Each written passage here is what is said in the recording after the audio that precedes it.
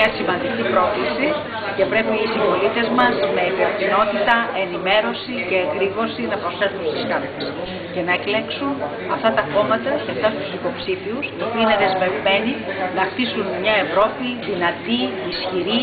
χρήσιμη και αποτελεσματική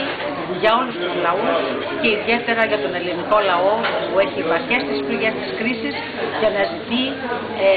εργαλεία ανάπτυξης, δημιουργία θέσεων απασχόλησης, το οποίο εξαρτάται εμπολής και από την Ευρώπη, από τους πόρους που θα διαθέσει και από τους μηχανισμούς υποστήριξης. Γι' αυτό δεν πρέπει να αφήσουμε να παρασυρθούμε από τον λαϊκισμό, από την παραπληροφόρηση, από την απλούστευση, διότι τα προβλήματα και οι προκλήσεις είναι σύνθετα,